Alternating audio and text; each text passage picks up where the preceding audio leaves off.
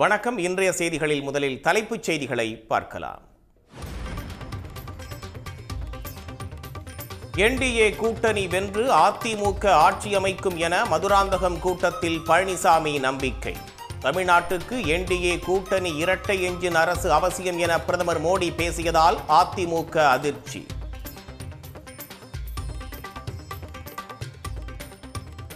நம்முடைய கூட்டணி இந்த தேர்தலிலே 210 இடங்களிலே வெல்லும், பெரும்பான்மையான இடங்களிலே வெல்லும். அதிமுக ஆட்சி அமைக்கும். तमिलनाडु अब बीजेपी एनडीए की सरकार चाहता है. பிரதமர் சொல்லும் டபுள் என்ஜின் என்னும் டப்பா என்ஜின் தமிழ்நாட்டில் ஓடாது என முதலமைச்சர் பதிலடி. பாஜக ஆளாத மாநிலங்களை வளர்ச்சியில் கொடிக்கட்டி பறப்பதாகவும் மு.க. ஸ்டாலின் கருத்து.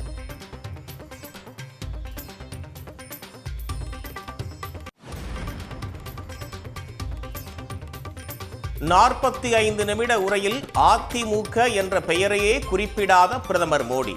எடப்பாடியை முதலமைச்சர் வேட்பாளராக முன்மொழிவார் என எதிர்பார்த்த அதிமுகவினருக்கு ஏமாற்றம்.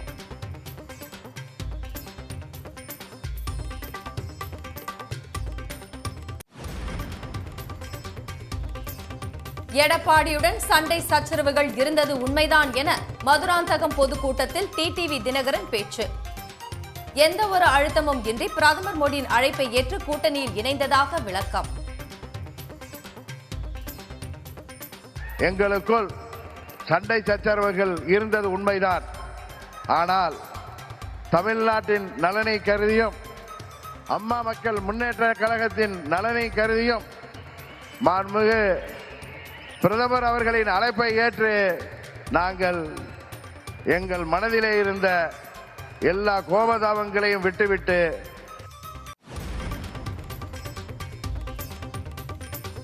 பிரதமர் மேடையில் விதி மீறல் என பாமக நிறுவனர் ராமதாஸ் கண்டனம். மாம்பழம் சின்னத்தை பயன்படுத்துவது அதிகார துஷ்பிரயோகம் என்றும் காட்டம்.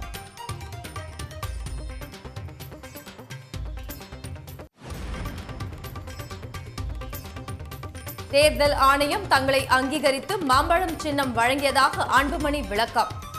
ராமதாஸ் உடன் இருப்பவர்கள் அவரை தவறாக வழி நடத்துவதாகவும் குற்றச்சாட்டு.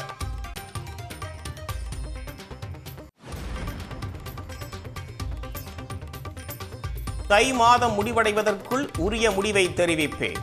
சட்டமன்ற தேர்தல் கூட்டணி குறித்து ஓ பன்னீர்செல்வம் பேட்டி. சென்னைக்கு போறேன். 2 நாள் கழிச்சு சென்னையில மாவட்ட கழக செயலாளர் தலைமைகள் நிர்வாகிகள் கூட்டம் முடிந்த பிறகு உரிய பதில் உங்களுக்கு சொன்னீங்க. தை மாசம் பிறந்தா வழி பிறக்கும். தை முடிவதற்குள் உரிய பதில் அளிக்கப்படுவாங்க. ஆபரண தங்கத்தின் விலை சவரனுக்கு 3600 ரூபாய் உயர்வு.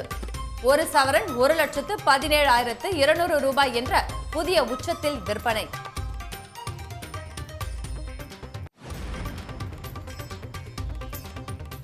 வெள்ளியின் விலை கிலோவுக்கு 20,000 ரூபாய் உயர்வு. 1 கிலோ வெள்ளி 3,60,000 ரூபாய்க்கு விற்பனை.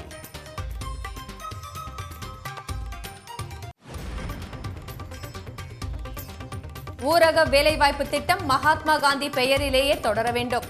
சட்டப்பேரவையில் முதலமைச்சர் மு.க. ஸ்டாலின் கொண்டு வந்த தீர்மானம் நிறைவேற்றம்.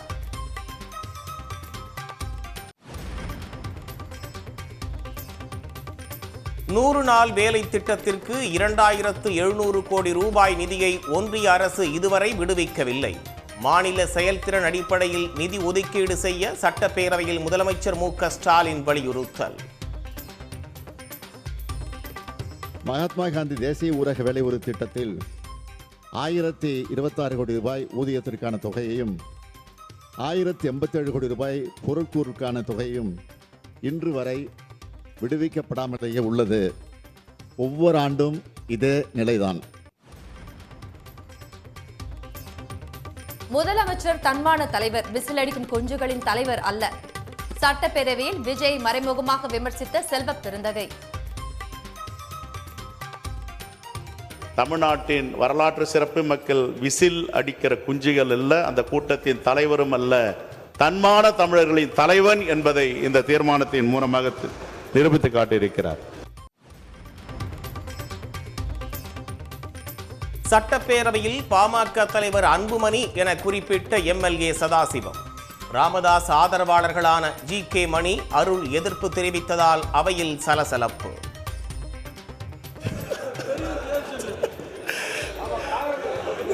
நீங்க உட்கார்ந்து பேசாங்க. அவங்க நீங்க தயவு செய்து இல்ல எல்லாரும் நம்மளுடைய அவங்க விருப்பப்பட்டவங்க அவங்க சொல்லட்டு ஒன்றும் பிரச்சனை இல்லை. அதிமுக கூட்டணியில் டிடிவி தினகரன் இணைந்ததற்கு எதிர்ப்பு. அமமுக துணை பொதுச் செயலாளர் மாணிக்க ராஜா முதலமைச்சர் முன்னிலையில் திமுகவில் இணைந்தார்.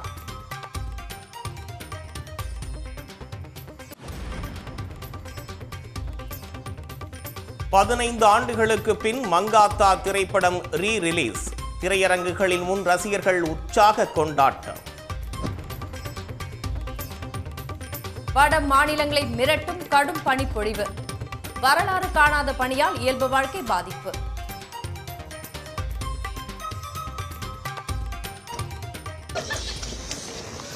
इधर इधर फ्रेम में रहो, फ्रेम में बर्फ से खेलो। कोई भी करा सकता है। हाँ।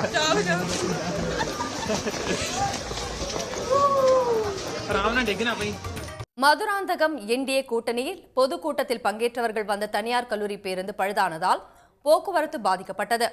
காவல்துறையினர் அந்த பேருந்தை தள்ளி போக்குவரத்தை சீர் செய்தனர். இது குறித்து கூடுதல் விவரங்களுடன் இணைகிறார் எமது செய்தியாளர் கார்த்திக். கார்த்திக், நீங்க முழு விவரங்களையும் பதிவு செய்யலாம். செங்கல்பட்டு மாவட்டம் மதுராந்தகம் பகுதியில் தேசிய ஜனநாயக கூட்டணி சார்பில் பிரதமர் நரேந்திர மோடி பங்கேற்ற பொதுக்கூட்டமானது நடைபெற்றது. இந்த பொதுக்கூட்டத்திற்கு தேசிய ஜனநாயக கூட்டணியுடைய கூட்டணி தலைவர்கள் மற்றும் பிரதமர் நரேந்திர மோடி அவர்கள் அனைவரும் பங்கேற்றனர். பின்னர் இந்த கூட்டம் முடிவில் பல்வேறு தமிழகத்திற்குரிய பல்வேறு பகுதிகளில் அழைத்து வரப்பட்ட மக்கள் வெளியேற துவங்கினர். இந்த நிலையில் மதுராந்தகத்திலிருந்து அந்த கூட்டம் நடைபெறும் இடத்திலிருந்து 1 கிலோமீட்டர் தூரத்தில் பாத்தீங்கன்னாக்கா ஒரு தனியார் கல்லூரி பேருந்து திடீரென்று தொண்டர்களை ஏற்றிக்கொண்டு மீண்டும் தாங்கள் ஊருக்கு செல்ல முயன்றபோது திடீரென்று பேருந்தின் ரிவர்ஸ் கியரானது பழுதானது. இந்த பழுதின் காரணமாக பேருந்து நடுவழி நின்றது. இதன் காரணமாக சென்னை தேசிய நெடுஞ்சாலையில் கடும் போக்குவரத்து நெரிசல் ஏற்பட்டது.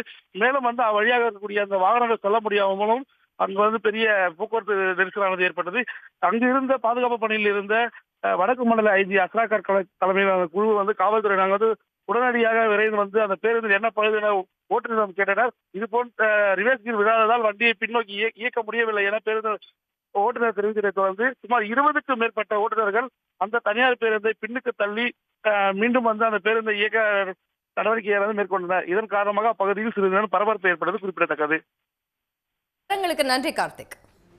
தமிழ்நாட்டு மக்களின் எதிர்காலத்துக்கு வரும் தேர்தல் மிக முக்கியமானது என்று பிரதமர் மோடி தெரிவித்துள்ளார். மேலும் தமது 45 நிமிட உரையில் ஒரு முறை கூட அதிமுக என்ற பெயரை மோடி கூறாததால் அதிமுகவினர் அதிர்ச்சி அடைந்துள்ளனர். தமிழ்நாடு சட்டப்பேரவைக்கு தேர்தல் நெருங்கும் நிலையில் சென்னை அடுத்த மதுராந்தகத்தில் என்டிஏ கூட்டணி சார்பில் முதல் பிரச்சார பொதுக்கூட்டம் நடைபெற்றது. இதில் பங்கேற்க சென்னையிலிருந்து ஹெலிகாப்டர் மூலம் மதுராந்தகம் சென்ற பிரதமர் மோடிக்கு எடப்பாடி பழனிசாமி உள்ளிட்ட கூட்டணி கட்சி தலைவர்கள் வரவேற்பளித்தனர்.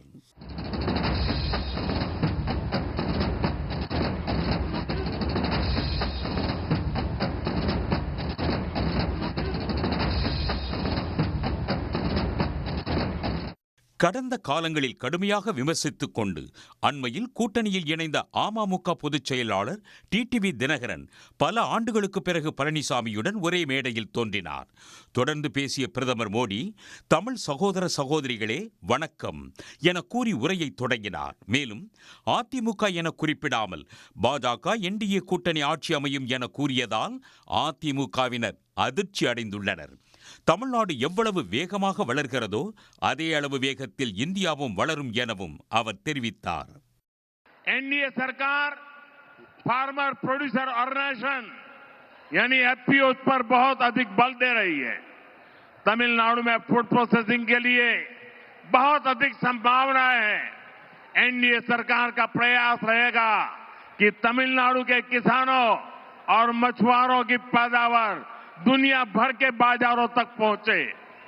என்டிஏ பரப்புரை கூட்டத்தில் சுமார் 45 நிமிடங்கள் உரையாற்றிய பிரதமர் மோடி ஒரு இடத்தில் கூட அதிமுக என்ற வார்த்தையை கூறவில்லை. மேலும் உரையை தொடங்கும் போது எடப்பாடி பழனிசாமி என்று மட்டுமே அவர் குறிப்பிட்டார். கூட்டணி ஆட்சி என்று கூறியதோடு முதலமைச்சர் வேட்பாளர் என்ற வார்த்தையை மோடி உச்சரிக்காததால் அதிமுகவினர் குழப்பமடைந்துள்ளனர். மேலும் என்டிஏ கூட்டணியில் தமிழ்நாட்டில் அதிமுகவை தலைமை என அக்கட்சியினர் கூறி வந்தாலும் முதல் பிரச்சார கூட்டத்தை அக்கட்சி தலைமையேற்று நடத்தவில்லை. இதன் மூலம் அதிமுகவை பின்னுக்கு தள்ளி பாஜக முக்கியத்துவம் பெறுகிறதா என்றும் தொண்டர்கள் குழப்பமடைந்துள்ளனர். மதுராந்தகத்தில் நடந்த என்டிஏ கூட்டணி பிரச்சார பொதுக்கூட்டத்தில் 210 தொகுதிகளில் வென்று அதிமுக ஆட்சி அமைக்கும் என எடப்பாடி பழனிசாமி கூறினார். ஆனால் அதே கூட்டத்தில் பழனிசாமியின் கருத்தை புறக்கணித்து பேசிய பிரதமர் மோடி தமிழ்நாடு பாஜக என்டிஏ ஆட்சியை விரும்புவதாக பேசியதால் அதிமுகவினர் அதிர்ச்சி அடைந்துள்ளனர். இருவரும் பேசியதை இப்போது பார்க்கலாம். நம்முடைய கூட்டணி இந்த தேர்தலிலே 210 இடங்களிலே வெல்லும், பெரும்பான்மையான இடங்களே வெல்லும், அதிமுக ஆட்சி அமைக்கும். நம்முடைய தேசிய ஜனநாயக கூட்டணியுடைய சக்தியால் பாரத பிரதமர் நமக்கு துணை நிற்கின்றார். இன்றைக்கு நம்முடைய இயக்கம் வலிமையான இயக்கம், நம்முடைய கூட்டணி வெற்றி கூட்டணி, வலிமையான கூட்டணி. தேர்தல் என்ற போரில் நம்முடைய கூட்டணி கட்சி தலைவர்கள், நிர்வாகிகள், தொண்டர்கள் இரவுகள் வாராமல் தேனீக்களை போல எறும்பை போல சுறுசுறுப்பாக செயல்பட்டு தேர்தல் போரிலே எதிரிகளை ஓட ஓட விரட்டி வெற்றி கொடி நாட்டுவோம். तमिलनाडु अब बीजेपी एनडीए की सरकार चाहता है। ये मंच देखिए, आज यहां स्टेज पर एनडीए फैमिली के हमारे सीनियर लीडर्स एक साथ आज तमिलनाडु का भविष्य तय करने के लिए इकट्ठे हुए हैं। तमिलनाडु में एनडीए की डबल इंजन सरकार बहुत जरूरी है। केंद्र सरकार के साथ मिलकर चलने वाली सरकार जब यहां होगी तो निवेशकों के लिए यहां पैसा लगाना और आसान हो जाएगा।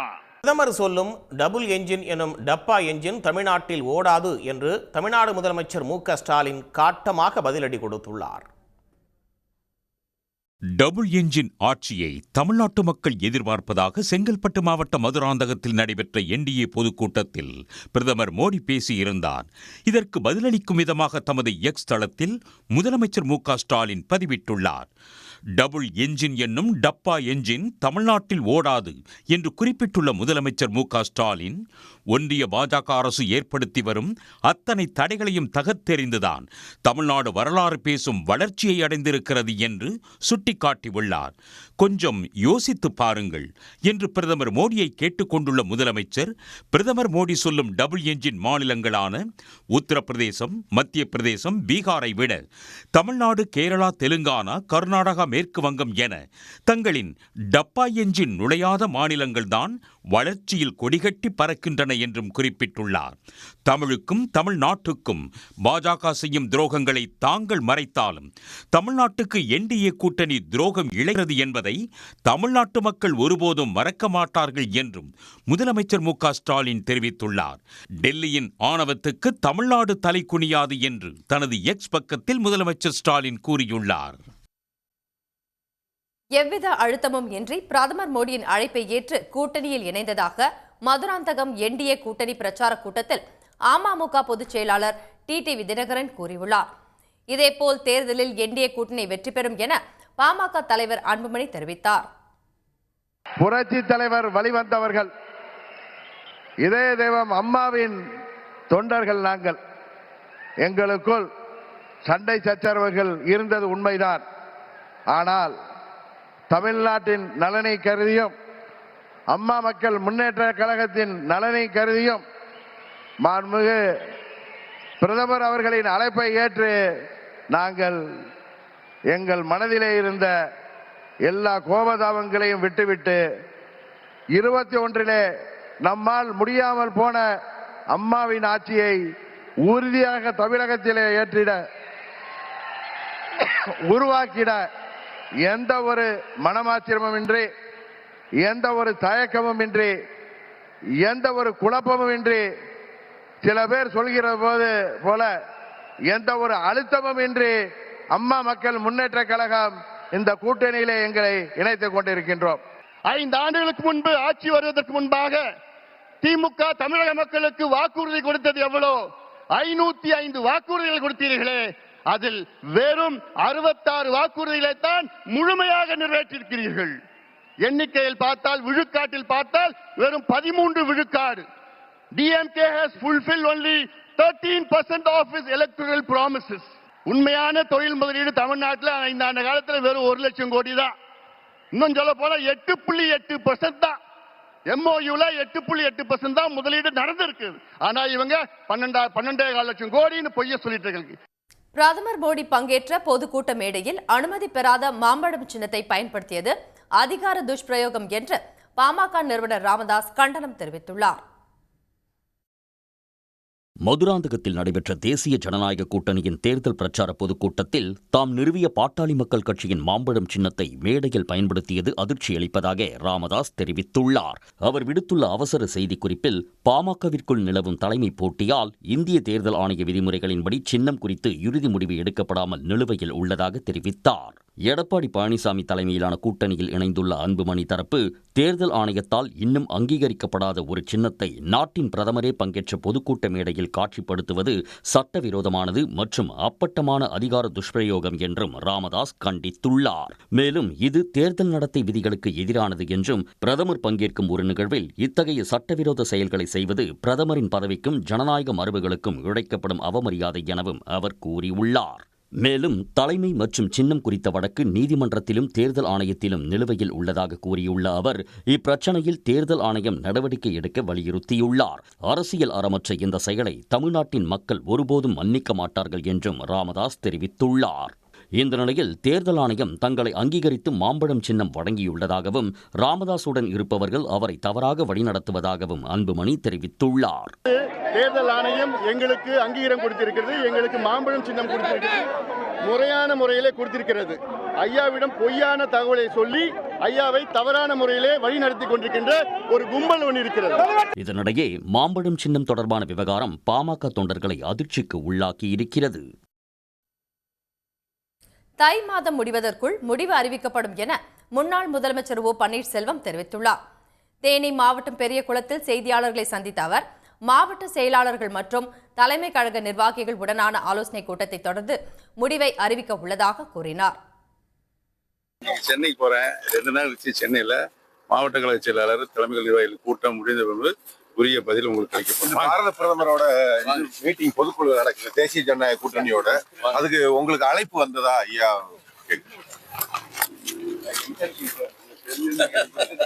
இல்ல தேசிய ஜனநாயக கூட்டணியில இருந்து யாராவது உங்ககிட்ட பேசியிருக்காங்களா?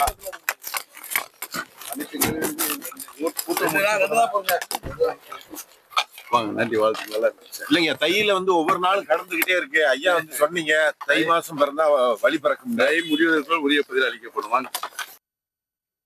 வரும் சட்டமன்ற தேர்தலில் யாருடன் கூட்டணி என்பது குறித்து இதுவரை முடிவு செய்யவில்லை என்றும் ஓரிரு நாளில் கூட்டணி குறித்து அறிவிப்போம் எனவும் புதிய தமிழகம் கட்சித் தலைவர் கிருஷ்ணசுவாமி தெரிவித்துள்ளார். கோவையில் செய்தியாளர்களிடம் பேசிய அவர் இவ்வாறு கூறினார். சட்டமன்ற தேர்தலை பொறுத்தமட்டிலும் புதிய தமிழகம் கட்சியினுடைய நிலைப்பாட்டை நாங்கள் இந்த நிமிடம் வரையிலும் முடிவு செய்யவில்லை. யாருடன் கூட்டணி அல்லது எப்படிப்பட்ட கூட்டணி என்பது குறித்து இன்னும் புதிய தமிழகம் கட்சியினுடைய நிர்வாகிகளோடு கலந்து ஆலோசித்து வருகிறோம். கூட்டணி எது வெறுமனே ஒரு பொதுக்கூட்டத்தில் கலந்து கொள்ளக்கூடிய விஷயம் அல்ல. மாறாக அதில் பல்வேறு விதமான அம்சங்கள் அடங்கியிருக்கிறது. வரக்கூடிய சட்டமன்ற தேர்தலில் கொள்கை ரீதியான ஒரு நல்ல ஆட்சி அமைப்பதற்கு உண்டான வியூகத்தை நாங்கள் தொடர்ந்து சிந்தித்தும் அதுக்கான திட்டங்களை நாங்கள் வகுத்து வருகிறோம். எனவே இந்த நிமிடம் வரையிலும் புதிய தமிழகம் கட்சி அந்த கூட்டணியில் செல்கிறது, இந்த கூட்டணியில் செல்கிறது என்பது வதந்திகளை தவிர அவைகள் எதுவும் அவைகள் புதிய தமிழகம் கட்சியிலிருந்து கொடுக்கப்பட்ட செய்திகள் அல்ல. எங்களுடைய நிலைப்பாட்டை இன்னும் ஓரிரு நாளில் அது அதிகபட்சம் ஒரு வார காலத்துக்குள்ளாக நாங்கள் எப்படிப்பட்ட கூட்டணியில் அமைப்போம் அல்லது அதில் பங்கு பெறுவோம், அதனுடைய நோக்கம் என்பதை நாங்கள் தெளிவுபடுத்துவோம். பிரதமர் மோடியின் வருகைக்கு எதிர்ப்பு தெரிவித்து காங்கிரஸ் கட்சியினர் கருப்பு கொடி ஏந்தி போராட்டம் நடத்தினர். மாவட்ட தலைவர்கள் பலரும் முன் எச்சரிக்கையாக கைது செய்யப்பட்டதால் பரபரப்பு நிலவியது. தமிழ்நாட்டிற்கான நிதி நிறுத்தி வைப்பு, புதிய திட்டங்கள் ஏதுமின்றி தேர்தல் நேரத்தில் மட்டுமே பிரதமர் மோடி தமிழ்நாட்டிற்கு வருவதாக எதிர்க்கட்சித் தலைவர்கள் குற்றம் சாட்டியுள்ளனர். அந்த வகையில் நடப்பாண்டு தேர்தலையொட்டி தமிழ்நாடு வந்த பிரதமர் மோடிக்கு எதிராக சென்னையில் காங்கிரஸ் கட்சியினர் போராட்டம் நடத்தினர். சென்னை பெரியமேட்டில் காங்கிரஸ் கட்சியினர் திரண்டு மோடியின் வருகைக்கு எதிர்ப்பு தெரிவித்து கருப்பு கொடி மற்றும் கருப்பு பலூன்களை ஏந்தி ஆர்ப்பாட்டத்தில் ஈடுபட்டனர். அப்போது கோ பேக் மோடி எனவும் முழக்கமிட்டு எதிர்ப்பை பதிவு செய்தனர்.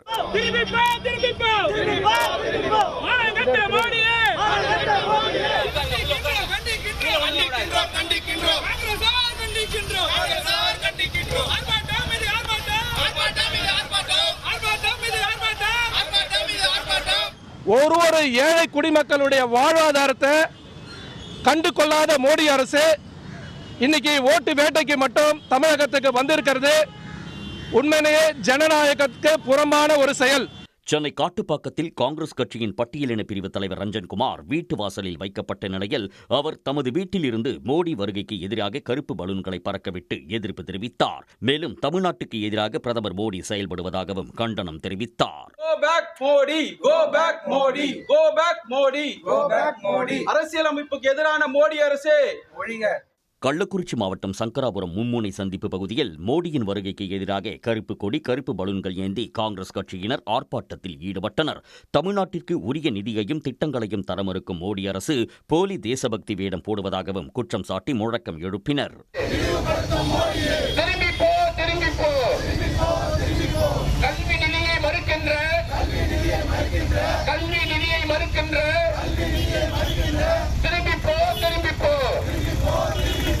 இதேபோல் ஈரோடு மாவட்டம் கோபிச்செட்டிப்பாளையத்தில் பிரதமர் மோடியின் வருகைக்கு எதிர்ப்பு தெரிவித்தும் 100 நாள் வேலை திட்டத்தில் காந்தியின் பெயரை நீக்கியதை கண்டித்தும் காங்கிரஸ் கட்சியினர் ஆர்ப்பாட்டத்தில் ஈடுபட்டனர். சென்னையில் உச்சம் அடைந்து வரும் பொன் நகையின் விலையால் ஏழை மக்கள் புன்னகையை இழந்துள்ளனர்.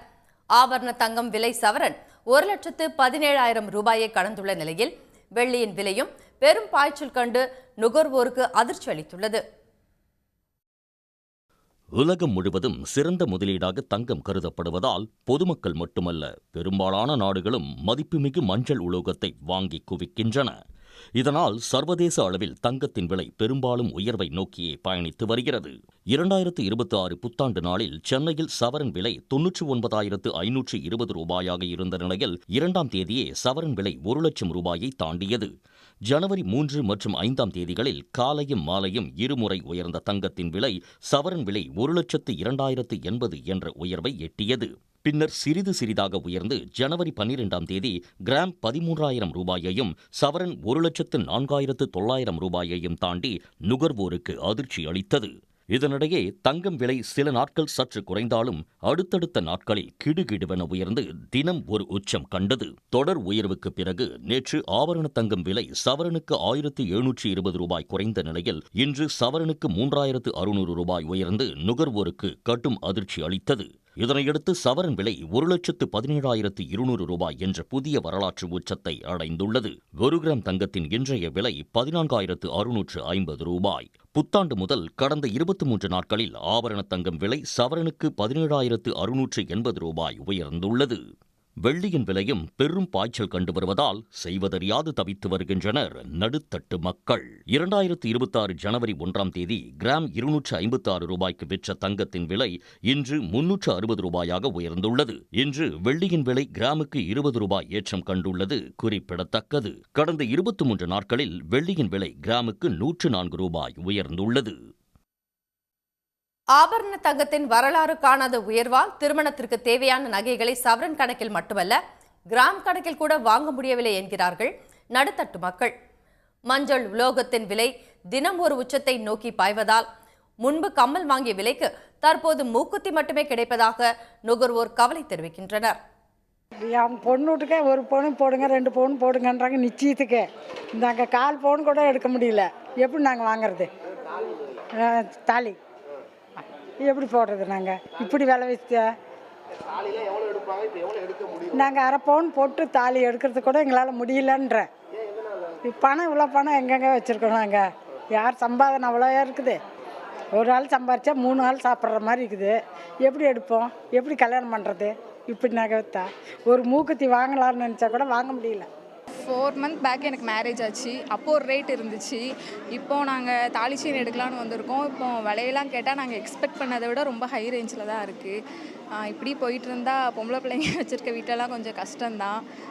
நிறைய பேர் கஷ்டப்பட்டுட்டு இருக்காங்க நகை வாங்குறதுக்கு. நகை ரேட்டை பார்த்தா பக்கத்தில் வர்றதுக்கே எங்களுக்கு பயமாக இருக்குது. அப்படி போயிட்டுருக்கோம். நாங்கள் எக்ஸ்பெக்ட் பண்ணி வந்ததை விட அதிகமாக தான் இருக்குது. தொடர்ச்சியாக இருந்துகிட்டு தான் இருக்குது. வெள்ளியெல்லாம் ரொம்ப அதிகமாகிடுச்சு. வெள்ளி தங்கமும் விலை அதிகமாக இருக்குது. வெள்ளி ரொம்ப அதிகமாக தான் ஏறிக்கிட்டே இருக்குது. நேற்றோட இன்றைக்கி அதிகம். இன்றைக்கோட நாளைக்கு என்ன அதிகமாக வரும்னு தெரியல. ரொம்ப பாதிப்பு தான். அவங்க எப்படி கல்யாணம் ஒரு ஃபங்க்ஷன் எது வைக்கிறதுக்கும் இவ்வளோ ரேட் ஏறிடுச்சுன்னா எப்படி வாங்கி போட முடியும்? பொண்ணுங்களுக்கு போட முடியாது. நாங்களே எங்கள் பையனுக்கு ஒரு நிச்சயம் பண்ணுறதுக்காக மோதிரம் வாங்க வந்திருக்கோம். அது ஒரு 1/2 பவுன் வாங்கினா கூட 60,000-70,000 வந்துடும்.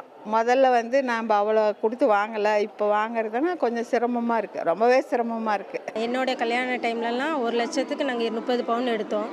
இப்போல்லாம் பார்த்தீங்கன்னா ஒரு பவுனே 1,20,000 வருது. பயங்கரமாக ரேட்டு கூட்டிகிட்டு.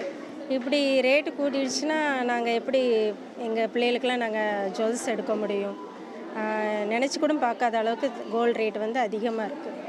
ரொம்ப பாதிப்பு தான். ஏன்னா பார்த்தீங்கன்னா இப்போ 1 பவுன் எடுக்கணும்னு ஆசைப்பட்டு வந்தாங்க. 1/2 பவுன் வாங்குறதுக்கே இப்போ யோசிக்கிற நிலமை வருது. இப்போ ஒரு பேசிக்காக ஒரு கல்யாணம் பண்ணால் ஒரு 10 பவுன் போடுறனா கூட இப்போ ஒரு 10 பவுன்னா எங்கே?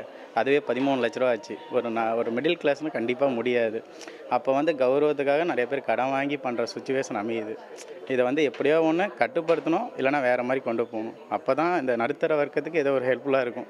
இல்லைனா இது கொஞ்சம் சிரமம் தான். 100 நாள் வேலை திட்டம் மகாத்மா காந்தி பெயரிலேயே தொடர வேண்டும் என வலியுறுத்தி முதலமைச்சர் மு க ஸ்டாலின் கொண்டு வந்த அரசினர் தனி தீர்மானம் சட்டமன்றத்தில் நிறைவேற்றப்பட்டது. மகாத்மா காந்தி தேசிய ஊரக வேலை உறுதி திட்டத்திற்கு மாற்றாக ஒன்றிய அரசு கொண்டு வந்துள்ள BB-G-Ramji சட்டத்தை கண்டித்து முதலமைச்சர் மு க ஸ்டாலின் அரசினர் தனி தீர்மானத்தை கொண்டு வந்து பேசினார். அப்போது மகாத்மா காந்தியின் பெயரிலேயே 100 நாள் வேலை திட்டம் தொடர வேண்டும் என்றும் மகாத்மா காந்தி தேசிய ஊரக வேலை உறுதி திட்டத்தைப் போலவே நிதி பங்களிப்பை மாற்றி அமைக்க வேண்டும் என்றும் முதலமைச்சர் வலியுறுத்தினார். கூட்டாட்சி தத்துவத்திற்கு மதிப்பளித்து மாநிலங்களுக்கான ஒதுக்கீட்டினை வேலைக்கான தேவைக்கேற்ப பகிர்ந்தளிக்கும் வழிமுறையை மாநில அரசை வகுத்துக்கொள்ள அனுமதி அளிக்க வேண்டும் என்றும் இப்புதிய திட்டத்தில் மாநில அரசின் நிதி பங்களிப்பு 40% உயர்த்தப்படுகையில் மாநில அரசின் நிதிச்சுமையை கணிசமாக அதிகரிப்பதாக உள்ளது.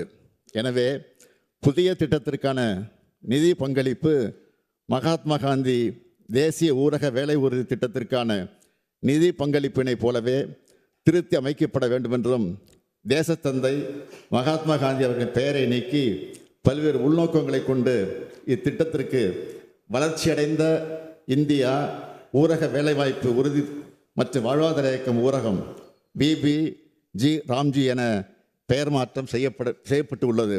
மகாத்மா காந்தி அவர்கள் இந்த தேசத்திற்கு வகுத்து தந்த கொள்கைகளையும் வழிகாட்டிய பாதையையும் எப்போதும் நினைவுகூரும் வகையில் இத்திட்டம் மகாத்மா காந்தி பெயரிலேயே தொடர வேண்டும் என்றும் ஒன்றிய அரசை இப்பேரவை ஒருமனதாக வலியுறுத்துகிறது.